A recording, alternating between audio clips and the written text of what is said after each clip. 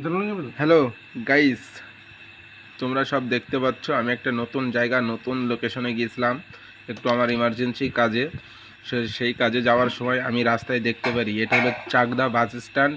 মানে ট্রেনেতে নেমে চাকদা বাস স্ট্যান্ডে যাওয়ার সময় দেখি যে এই রাস্তাটা এত পরিমাণে বৃষ্টির জল বেঁধে রয়েছে। তো প্রত্যেকটা মানুষ বাসের থেকে নামছে, দেখেছো জলের মধ্যে থেকে নেমে যাচ্ছেন, জলের মধ্যে থেকে উঠছে বাসে।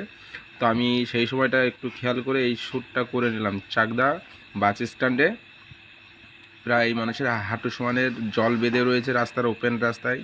তো মানুষের মধ্যে কি কষ্ট করে যাচ্ছে বন্ধুরা দেখো। এই আমি আসার সময় এটা শ্যুট করলাম, ভিডিও শ্যুট, কিন্তু বাসের মধ্যে থেকে করেছি তো তো অতটা ভালো হয়নি।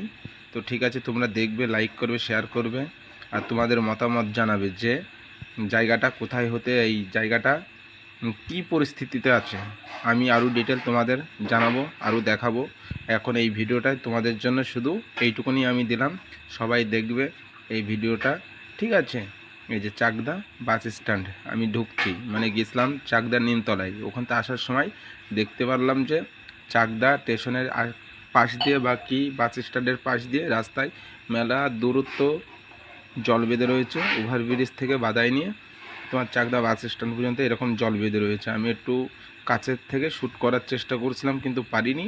তো দুর্ভাগ্য কারণে আমি এই শ্যুটটা করতে হয়েছে বাসের সামনের থেকেই করেছি, করে তোমাদের মধ্যে শেয়ার করলাম। তোমরা দেখো চাকদার পরিস্থিতি কতটা খারাপ। তো এই লাগাতার 3 দিন বৃষ্টিতেই এই পরিস্থিতি।